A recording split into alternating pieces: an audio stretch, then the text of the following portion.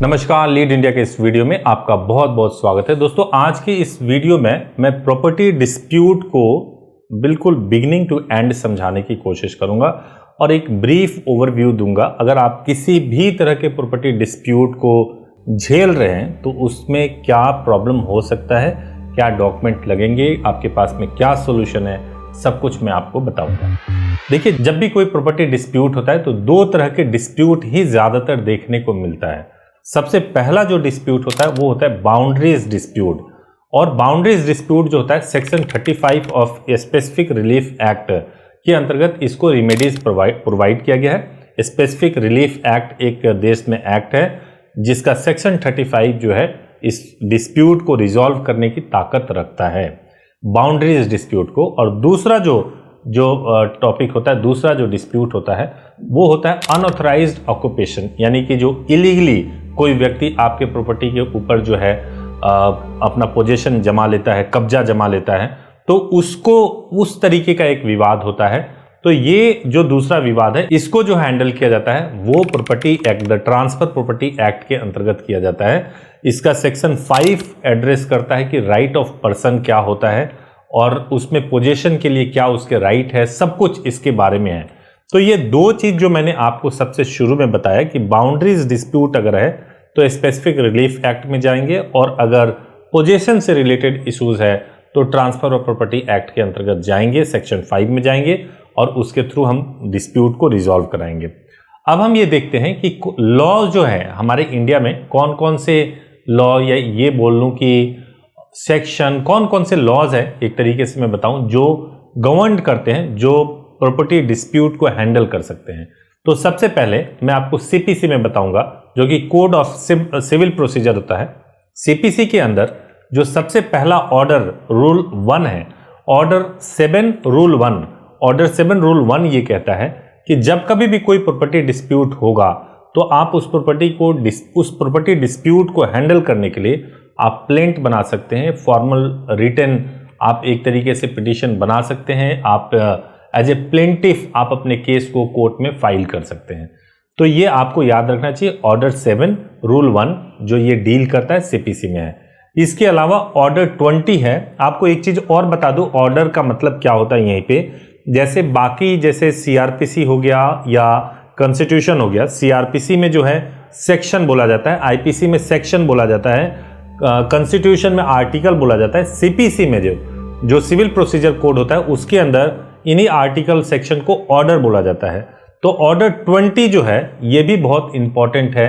Order 20 deal करता है कि अगर मान लीजिए कोई जजमेंट या डिक्री ऐसी है जो कि आपके प्रॉपर्टी डिस्प्यूट को सुलझा सकती है तो उसके लिए ऑर्डर 20 जो है रेस्पॉन्सिबल होता है सीपीसी का।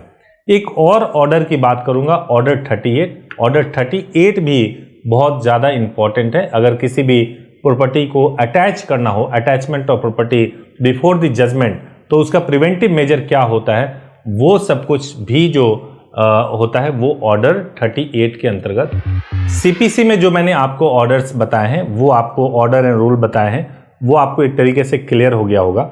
इसके अलावा अगर मैं बताऊं कि आईपीसी के कौन कौन से सेक्शन हैं जो डील करते हैं, अगर प्रॉपर्टी डिस्प्यूट हो जाए तो क्रिमिनल प्रोसीजर के तहत कार्रवाई किया जा सके, तो सबसे पहला जो सेक्शन मैं बताऊंगा वो है आईपीसी का सेक्शन है 447, 447, और बीएनएस में यही जो सेक्शन है वो 229 में चला गया है।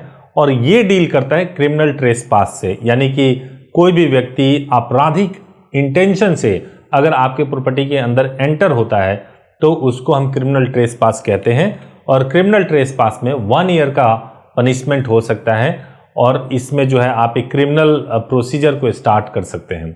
फाइन भी लगाया जा सकता है और पनिशमेंट भी हो सकता है, दोनों चीजें हो सकती हैं।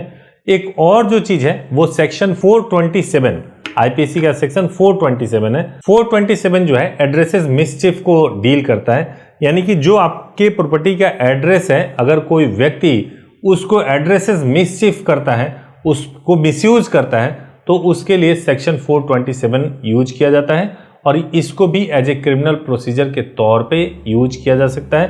क्रिमिनल प्रोसीजर के तौर पे इस केस को चलाया जा सकता है। इसमें 2 साल की सजा हो सकती है, फाइन हो सकता है, दोनों चीज हो सकता है।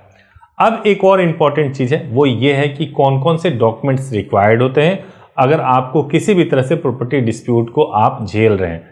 तो सबसे पहले टाइटल को प्रूव करने के लिए जो जरूरी होता है वो होता है सेल डीड हो, आपके पास लीज डीड हो, गिफ्ट डीड हो, व्हील हो या पार्टीशन डीड हो। अगर एनकम्बरेंस सर्टिफिकेट भी चाहिए होता है। एनकम्बरेंस सर्टिफिकेट क्यों चाहिए? ये वेरीफाई करने के लिए चाहिए होता है कि इस प्रॉपर्टी के ऊपर किसी भी तरह का एग्जिस्टिंग लाइबिलिटीज तो नहीं है। तीसरा, पोजेशन के लिए कुछ डॉक्यूमेंट्स चाहिए होता है, जैसे आपके पास में कोई रेंटल एग्रीमेंट हो या पोजेशन लेटर हो आपके पास में।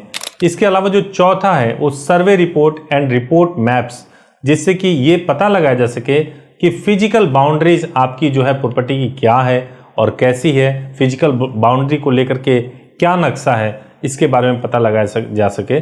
और पांचवा जो है क्रॉसपॉन्डेंस एंड नोटिसेज, अगर कोई भी क्रॉसपॉन्डेंस करना हो तो उस एड्रेस पे आप रहते हैं या नहीं रहते हैं, या उससे रिलेटेड कोई डिस्प्यूट तो नहीं है, जैसे कि notices exchange between the parties. कोई भी अगर नोटिस उस एड्रेस पे जाता है तो वो आप रिसीव करते हो या नहीं करते हो, ये भी एक तरीका होता है पोजीशन को प्रूव करने के लिए। जो छठा होता है वो म्यूनिसिपल में आपकी प्रॉपर्टी है या नहीं है, ये भी बहुत इंपॉर्टेंट होता है चेक करना। म्यूनिसिपल में प्रॉपर्टी के रिकॉर्ड्स को चेक करने के लिए जो डॉक्यूमेंट चाहिए वो प्रॉपर्टी टैक्स रिसिप्ट की ज़रूरत होती है या खाता सर्टिफिकेट की ज़रूरत होती है। एक और जो ज़रूरत होती है वो होती है आइडेंटिटी एंड एड्रेस प्रूफ के लिए, जैसे Aadhaar card, passport, voter ID, electricity bill या फोटोग्राफ्स एंड वीडियोस आपके पास है कि नहीं उस प्रॉपर्टी का, ये भी बहुत इंपॉर्टेंट होता है। जैसे विजुअल एविडेंस के लिए जो प्रॉपर्टी है उसका आपके पास में जो है अगर फोटोग्राफ्स या वीडियो है तो वो भी प्रूफ करता है कि ये प्रॉपर्टी किसकी है और डिस्प्यूट में किसको ज़्यादा बेनिफिट मिल सकता है, किसके पास ये प्रॉपर्टी जा सकती है। ये सारे डॉक्यूमेंट्स ऐसे हैं जो आपको जो आपकी खोई हुई प्रॉपर्टी है या जो जिस पे अवैध कब्जा है उस पे वैध तरीके से जो है आप कैसे उसको हासिल कर सकते हैं, ये सारे डॉक्यूमेंट्स बहुत इंपॉर्टेंट है। बैंक स्टेटमेंट भी बहुत इंपॉर्टेंट होता है। अगर बैंक स्टेटमेंट का मतलब ये हो गया कि आपका उस एड्रेस पे जो प्रॉपर्टी डिस्प्यूटेड है वहाँ पे कोई फाइनेंशियल ट्रांजेक्शन का जो है आपके पास में कोई प्रूफ है या नहीं प्रूफ है। इसके अलावा कोर्ट ऑर्डर्स और जजमेंट होता है। कोर्ट ऑर्डर्स एंड जजमेंट का मतलब उस एड्रेस को लेकर के कोई कोर्ट का ऑर्डर या जजमेंट है या नहीं है, ये भी बहुत इंपॉर्टेंट होता है। कम्युनिकेशन रिकॉर्ड्स भी एक बहुत इंपॉर्टेंट होता है कि उस एड्रेस को मेंशन करते हुए आपने पहले बिफोर कभी आपने कोई ईमेल या कम्युनिकेशन किया है कि नहीं है।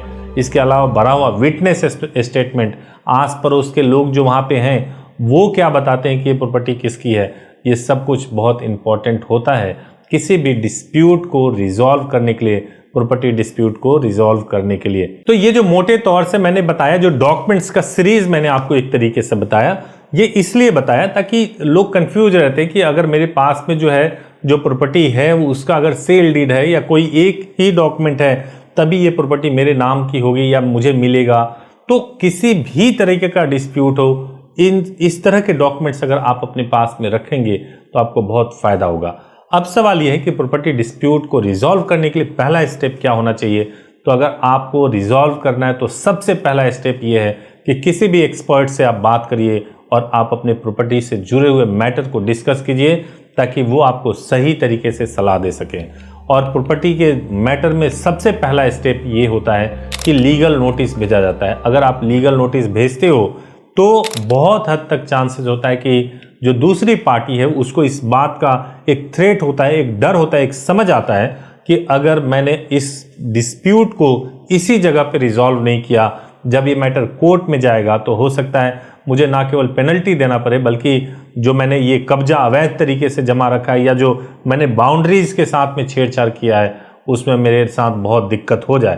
तो इसलिए लीगल नोटिस एक सिविल थ्रेट के तौर पर होता है। एक्सपर्ट से बात करना और लीगल नोटिस भिजवाना प्रॉपर्टी डिस्प्यूट में सबसे कारगर और इफेक्टिव स्टेप होता है फर्स्ट लेवल पे। अगर नहीं रिजॉल्व होता है तो उसके बाद हम कोर्ट में जाएंगे। और पहले पुरानी धारणा था कि प्रॉपर्टी की मामले को बहुत लंबा खींचा जाता है। अगर आप इफेक्टिवली कोर्ट में जाकर के क्विकली आप हर डेट पे जा रहे हैं, एडवोकेट से बात कर रहे हैं और अपने मैटर को रिजॉल्व करने की कोशिश कर रहे हैं तो बहुत क्विकली प्रॉपर्टी के मैटर को भी रिजॉल्व किया जा सकता है। तो प्रॉपर्टी रिलेटेड किसी भी तरह का डिस्प्यूट हो, इस पर मैंने आपको एक ब्रीफ बताया है।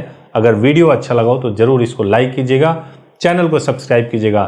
Thank you so much for watching this video. Thank you so much.